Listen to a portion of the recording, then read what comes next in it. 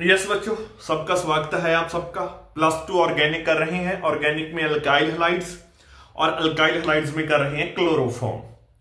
Chloroform की lab preparation और general introduction मैंने लास्ट लेक्चर में करवा दी थी।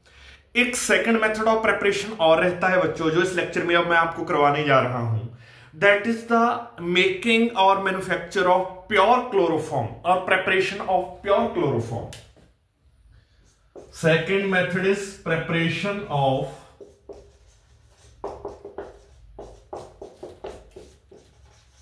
pure chloroform। प्योर क्लोरोफॉर्म बच्चे जो एनेस्थेटिक एजेंट के तौर पर यूज होती है, मेडिकल फील्ड में यूज होती है, तो इसकी प्रिपरेशन अब हम देखने जा रहे हैं। इसकी प्रिपरेशन लैब प्रिपरेशन से डिफरेंट है। इसकी प्रिपरेशन में क्या है बच्चों, हमने क्लोरल हाइड्रेट नाम का एक सब्सटेंस, एक कंपाउंड लेना होता है और उसको हीट करना है। क्लोरल हाइड्रेट को हमने कंसंट्रेटेड सोडियम हाइड्रोक्साइड सॉल्यूशन के साथ। तो let us start making of pure chloroform that will be used for anaesthetic purpose और as anaesthetic agent. CCl3 CHOH twice. आपको इसका फॉर्मूला याद रखना है। इसका नेम है chloral hydrate, that is called chloral hydrate. तो इस क्लोरल हाइड्रेट को बच्चे आपने कंसंट्रेटेड NaOH के साथ रिएक्ट करवाना है। कंसंट्रेटेड NaOH सॉल्यूशन के साथ, कंसंट्रेटेड सोडियम हाइड्रोक्साइड सॉल्यूशन के साथ हीट करना है आपने क्लोरल हाइड्रेट को। जैसे ही आप हीट करोगे तो आपके पास फॉर्मेशन हो जाएगी क्लोरोफॉर्म की, साथ में आपके पास बनेगा sodium format HCOONA, that is called sodium format HCOONA। HCO negative format ion, मैंने लास्ट क्लास में आपको बताया था। और साथ में बनने वाला है जी वाटर। तो this is how pure chloroform is made that will be used further for anaesthetic purpose. साथ में इन्होंने लिखा है, थ्योरी में लिखा है कि जैसे ही आपके पास ये क्लोरोफॉर्म बनकर सामने आएगी, जैसे ही इस क्लोरल हाइड्रेट से आपके पास क्लोरोफॉर्म बनी, इस क्लोरोफॉर्म को आप फर्दर पहले वॉश करो सोडियम हाइड्रोक्साइड के साथ, देन वॉश करो आप वाटर के साथ, देन आप इसको ड्राई करो विद एनहाइड्रस कैल्शियम क्लोराइड के साथ। एनहाइड्रस कैल्शियम क्लोराइड के साथ आप इसको ड्राई करो, देन आप इसकी डिस्टिलेशन परफॉर्म कर सकते हो। तो ऐसे आपके पास there will be the formation of pure और that chloroform that will be used for anaesthetic purpose. Chloral hydrate concentrated NaOH solution के साथ रिएक्ट करवाना है, क्लोरोफॉर्म बन जाएगी, साथ में सोडियम फॉर्मेट, साथ में वाटर। जैसे ही क्लोरोफॉर्म बनी, आपने उसको सोडियम हाइड्रोक्साइड के साथ वॉश करना है, वाटर के साथ वॉश करना है, देन एनहाइड्रस कैल्शियम क्लोराइड के साथ ड्राई करना है, देन आपने उसकी डिस्टिलेशन कर लेनी है। तो this is how you will be getting the pure chloroform. तो दिस वाज द मेथड बच्चे। यहां प्रिपरेशन ऑफ क्लोरोफॉर्म हमारी खत्म होती है। लेबोरेटरी प्रिपरेशन पहले ही देख ली थी। प्योर क्लोरोफॉर्म की प्रिपरेशन मैंने आपको यहां करवा दी है फ्रॉम क्लोरल हाइड्रेट। देन इस लेक्चर में और हम फिजिकल प्रॉपर्टीज ऑफ क्लोरोफॉर्म देखने जा रहे हैं। अगले लेक्चर में केमिकल प्रॉपर्टीज देखेंगे, बिकॉज प्रॉपर्टीज मेंशन्ड है तो प्रॉपर्टीज दोनों टाइप की हैं, फिजिकल भी हैं, केमिकल भी हैं आपके सिलेबस। यस बच्चे, late us start the physical properties of chloroform. तो फर्स्ट फिजिकल प्रॉपर्टी है बच्चे कि chloroform is a colourless oily liquid. It is a colorless oily liquid with a peculiar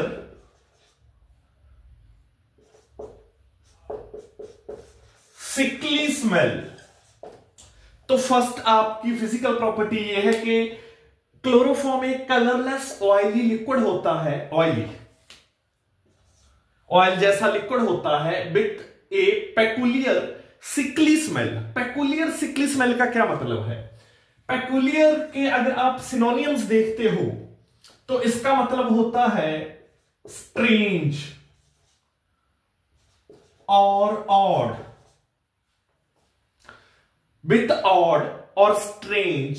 सिकली smell मतलब it is an unpleasant smell that causes discomfort. Sickly आप कैसे, जब सिकली smell को आप कैसे डिकोड करोगे? सिकली स्मेल होता है unpleasant smell that induces discomfort. तो ऐसी इसकी पेकुलियर सिकली स्मेल होती है। That is the first point. Odd smell, और वो अनप्लीजेंट होती है और वो डिस्कंफर्ट, आपकी हेल्थ को पुअर करती है, डिस्कंफर्ट इंड्यूस करती है। सेकेंड फिजिकल प्रॉपर्टी है बच्चे, ये जो क्लोरोफॉर्म होती है that is heavier than water. Chloroform is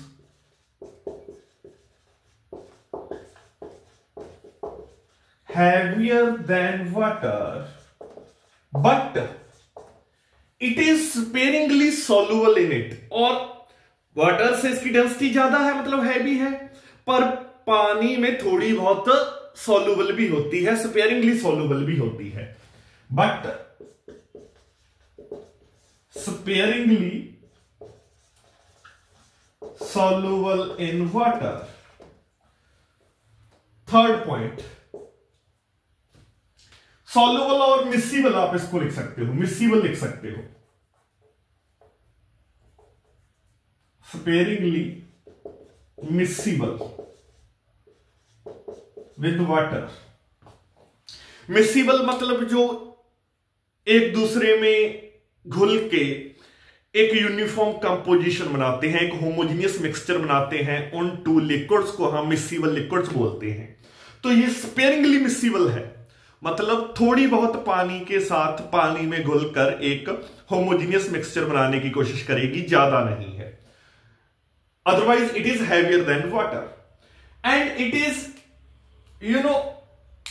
quite good और very much soluble in other solvents, in other organic solvents, और readily miscible आप इसको बोल सकते हो with organic solvents such as ether, such as alcohol. It is readily miscible. तो because like में dissolve करता है, तो आपको पता है क्लोरोफॉर्म एक ऑर्गेनिक सॉल्वेंट है, तो अल्कोहल और ईथर भी ऑर्गेनिक है, तो लाइक में डिसॉल्व करेगा ही। इट इज रेडिली सॉल्युबल और miscible with organic solvents such as alcohol, ether, etc. Because ये भी ऑर्गेनिक सॉल्वेंट है, अल्कोहल और ईथर भी ऑर्गेनिक है, तो लाइक डिसॉल्व्स लाइक, तो रेडिली मिसिबल है। वाटर के साथ स्पेयरिंगली थोड़ी बहुत मिसिबल है, otherwise it is heavier than water. अगला पॉइंट, नेक्स्ट पॉइंट की तरफ बढ़ते हैं। इसका बॉइलिंग पॉइंट है बच्चों 334 केल्विन।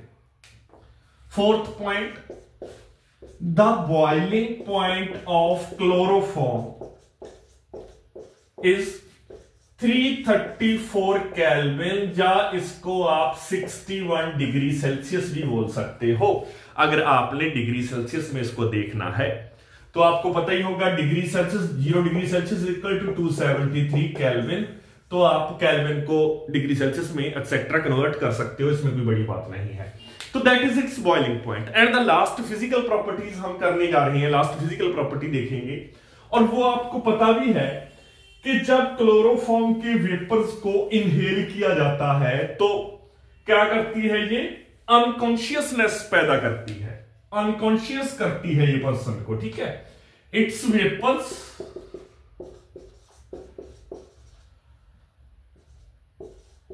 when inhaled cause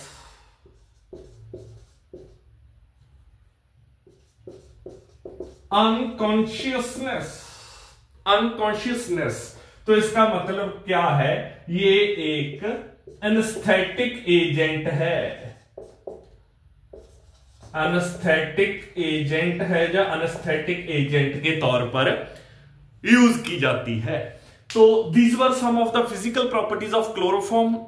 अगली क्लास में हम, नेक्स्ट क्लास में, with chemical properties of chloroform मिलते हैं बच्चों।